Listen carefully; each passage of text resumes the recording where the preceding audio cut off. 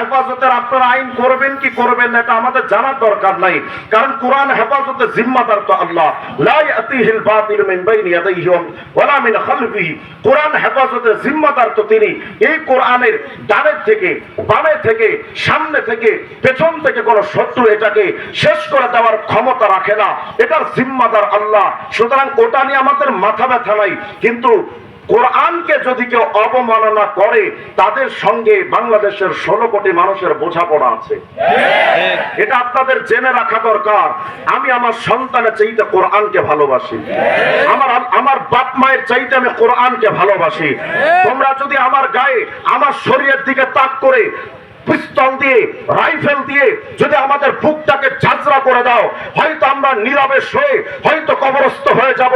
আমার সন্তানকে যদি আমার সামনে জবাই করা হয়, হয়তো সেটাও আমরা মুখ বন্ধ করে চুপ করে সহ্য করে চলে যাব।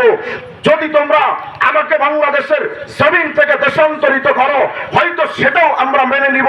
কিন্তু মনে রেখো, কোরআন আমাদের হৃদয়ের কথা, কোরআন আমাদের হৃদয়ের মহব্বতের জায়গার স্থান পেয়েছে। যেই কোরআনকে আমরা জীবন থেকে ভালোবাসি, কোরআনের বিরুদ্ধে 1 ইঞ্চি হাত দিলে ওই হাতটা পুড়িয়ে ফেলে দাও। কোরআনের বিরুদ্ধে যে হাত পা উঠাবে ওই পাকে ভেঙে চুরমার করে দাও। সুস্পষ্ট বক্তব্য। আজকে আমাদেরকে বলা হবে যে হুজুরা তাওহীদি জনতার নাম দিয়ে মব ভায়োলেন্সের চেষ্টা করছে। কিসের মব ভায়োলেন্স? আমার কোরআনের বিরুদ্ধে অবমাননা করবে, এটা সবচেয়ে বড় মব ভায়োলেন্স। আপনারা যদি মনে করেন রাজবাড়িতে কেন মাহাদি দাবিদার তাকে তার শরীরটাকে জ্বালিয়ে পুড়ে দেওয়া হলো, অবশ্যই ইসলাম কেন্দ্রিক কাউকে পুড়িয়ে দেওয়ার পক্ষপাতী আমরা নই। কিন্তু আপনারা যারা এই সমস্ত ঘটনাকে কেন্দ্র করে প্রশাসনের যারা আমাদেরকে ট্যাগ লাগান যে আমরা মব ভায়োলেন্স সৃষ্টি করতে চাচ্ছি, তাদেরকে তা জানা দরকার। মব ভায়োলেন্স তাওহীদি জনতা অগ্রিম করে না। মব ভায়োলেন্স তৈরি করার জন্য যারা আগে উস্কানি দেয়, মব ভায়োলেন্সের জন্য যদি কাউকে গ্রেফতার করা হয়, তাহলে ইসলাম বিদ্বেষী এবং কটূক্তিকারীদেরকে আগে করা দরকার। শুনে রাখবেন, আমাদের স্পষ্ট বক্তব্য হলো, হয়তো আপনারা আমাদের বাংলাদেশের আরেকটা চরম বাস্তবতা হলো, আমরা দাবি করছি 92% মুসলমান আমরা বাংলাদেশ, মানে আমরা সংখ্যাগরিষ্ঠ, আমরা তো তৃপ্তির ঠেকুর তুলছি যে আমরা 92% মুসলমান বাংলার জমিনে। কিন্তু ধর্মীয় ভাবে আমাদের বাংলাদেশে রামায়ণ, বেদ, গীতা, ত্রিপিটক, বাইবেল এগুলোকে যেমন রাষ্ট্রীয় ভাবে হেফাজতের জন্য যেভাবে রাষ্ট্রীয় ভাবে চেষ্টা করা হয়, কোরআনের ব্যাপারে এতটুকু গুরুত্ব দেওয়া হয় না। ভাবতেছেন যে আমরা মনে হয় চুপচাপ শুধু সহ্যই করে যাব। जमबाज है हम मार के या मर के हटेंगे, मैदान में आए तो कुछ करके हटेंगे, एक फिदाकार है से सौ पे भी भारी, इस कसरत आदा से ना डर के हटेंगे। আমরা বিধর্মীদের ব্যাপারে, আমরা ইসলাম বিদ্বেষীদের ব্যাপারে হয়তো কিছু সময় চুপ থাকি, এটা আমাদের ভদ্রতা, এটা আমাদের ভীতু হওয়ার প্রমাণ নয়। তবে মনে রাখবেন, মুসলমানদের ধৈর্যের বাঁধ যদি ভেঙে যায়, এমন আগুন বাংলাদেশ জুড়ে চলবে যে আগুন নেভানোর ক্ষমতা পদ্মা মেঘনা যমুনার হবে না। সুতরাং আমরা স্পষ্ট করে দাবি করছি, অনতি বিলম্বে ওলামায়ে কেরাম প্রতিবাদ করবেন। তাদের ধর্মীয় অনুভূতিতে আঘাত লাগলে এটা স্বাভাবিক ব্যাপার। সুতরাং এই প্রতিবাদ করার জন্য যেই প্রশাসনের লোকেরা আপনারা এই ওলামায়ে কেরামের উপরে মামলা দিয়েছেন, মব ভায়োলেন্সের অপরাধে ওই প্রশাসনের লোক যারা মামলা নিল তাদেরকেও গ্রেফতার করা দরকার। কারণ এই বিষয়টা সমাধান হয়ে যেত, কিন্তু প্রশাসন যখন নিরপরাধ আলেমদের ব্যাপারে যখন মামলা নিচ্ছেন, তখন দুষ্কৃতিকারী এবং দুর্বৃত্তদের সাথে, উস্কানি দাতাদের সাথে তারাও সহযোগিতা করেছে। সুতরাং আপনারা যদি মনে করেন বাংলাদেশে এখনো স্বৈরাচার শেখ হাসিনার মতোই আছে, আলেমদেরকে যেমনে বাবা পাও তেমনে কষো, এদিন ভুলে যান।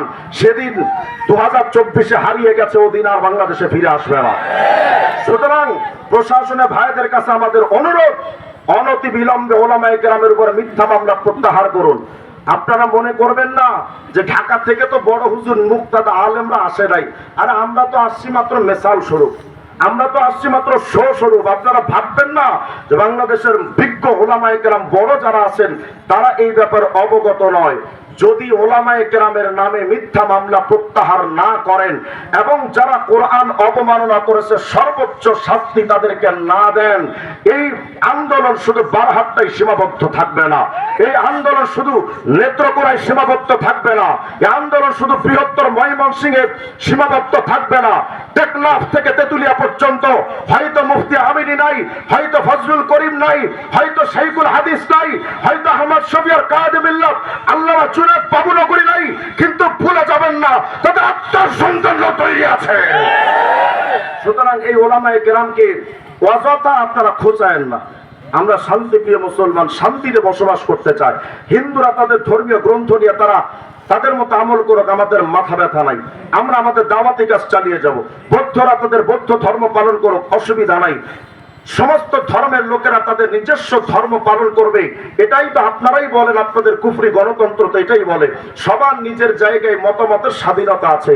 যদি তাই থাকে তাহলে বাইবেল নিয়ে যেমন খ্রিস্টানরা চলতে পারে, রামায়ণ, বেদ, গীতা, ত্রিপিটক নিয়ে যদি হিন্দুরা চলতে পারে, নীরবে শান্তিতে যদি তারা ধর্ম পালন করতে পারে, তাদের ব্যাপারে কটূক্তি আমরা মুসলমান করি না। আমার ইসলামের ব্যাপারে যে জিহ্বা কথা বলবে, জিহ্বাটা ছিঁড়ে ফেলা ছাড়া আর কোনো সিদ্ধান্ত থাকবে না। আল্লাহ তাআলা আজকের এই মাহফিলকে, এই মজলিসকে কবুল করেন এবং আগামীতে যেই কর্মসূচি এখান থেকে ঘোষণা করা হবে, ঢাকার বিশেষ করে আমাদের মুসলিম কাউন্সিলের পক্ষ থেকে আমরা পরিপূর্ণ সহমত এবং সহাবস্থানে আমরা থাকব। প্রয়োজনে আজকে শুধু আমরা 2-3 জন এসেছি এমন নয়। সালমান ফার্সি ভাই খুব আন্তরিক মানুষ, উনি যদি আমাদেরকে কখনো বলেন, আব্দুল কাইয়ুম সাহেব আছেন, দেলাওয়ার সাহেব আছেন, তাহের কাসিমি সাহেবরা আছেন, ওনারা যদি কখনো আমাদেরকে প্রয়োজন অনুভব করেন, ইনশাআল্লাহ আজকের 3 জন ওলামায়ে কেরাম আমরা ঢাকা থেকে আসছি, প্রয়োজনে 300 ওলামায়ে কেরামের বহর নিয়ে আসবো। প্রশাসনের লোকদেরকে বলছি সাবধান হয়ে যান। এই বাংলাদেশে কোরআন অবমাননার পর বাংলাদেশে কোন প্রশাসনের লোক যদি কোরআন অবমাননার পক্ষে অবস্থান নেয়, ইনশাআল্লাহ এটা আমাদের সুস্পষ্ট বক্তব্য, কোরআন বিরুদ্ধে কটূক্তিকারীদের পক্ষে যেই প্রশাসন অবস্থান নেবে তাকে প্রত্যাহারের আন্দোলন শুরু হয়ে যাবে। এটা আমাদের সুস্পষ্ট বক্তব্য। ভাববেন না যে আমাদের এই কথা শুধু কথার মধ্যে সীমাবদ্ধ থাকবে, ইনশাআল্লাহ এটার বাস্তবায়নও দেখবেন আপনারা। আল্লাহ তাআলা আমাদের আজকের এই প্রোগ্রামকে সুন্দরভাবে শেষ হওয়ার জন্য কবুল করেন এবং শান্তিময় পরিস্থিতি সুন্দরভাবে সবকিছু সমাধান করার তৌফিক দান করেন। আজকে যারা আয়োজন করেছেন আমরা তাদেরকেও অনুরোধ জানাচ্ছি, এই বিষয়টাকে শুধু আজকের সমাবেশ দিয়ে সীমাবদ্ধ করা চলবে না। যতক্ষণ এটার সমাধান হবে না, আরে মুসলিমরা যেমন রুহামা, মুসলিমরা তেমন আশিদ্দা, আমরা যেমন একে অপরের প্রতি দয়া দেখাতে জানি, মুসলিমরা যেমন রোজা রেখে নিজের শরীরকে দুর্বল করতে জানে, মুসলিমরা তেমন জিহাদের ময়দানে রাসূলের দ্বীন হেফাজতের জন্য রক্ত ঝরাতেও জানে। সুতরাং শুধু রোজার ইবাদত আর শুধুমাত্র নীরবতা, সুকুতের হিকমতের দোহাই দিয়া চুপ থাকার এই নীরবতার এই সিস্টেমটাকে বাদ দেন। এখন সময় হলো ইসলামের পতাকাকে উড্ডীন করে একেবারে টেকনাফ থেকে তেতুলিয়া পর্যন্ত, আরব থেকে নিয়ে ভারত পর্যন্ত, বাংলাদেশ থেকে নিয়ে ওয়াশিংটন পর্যন্ত, ওয়াশিংটন থেকে নিয়ে দিল্লির লাল কেল্লা পর্যন্ত ইসলামের কালেমার পতাকা উড্ডীন করার জন্য এখন আমাদের জবান খোলা দরকার। আল্লাহ তাআলা আমাদের সবাইকে কবুল করেন।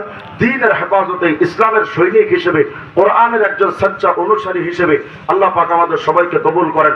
ওয়া আখিরু দাওয়ানা আলহামদুলিল্লাহি রাব্বিল আলামিন। আসসালামু আলাইকুম।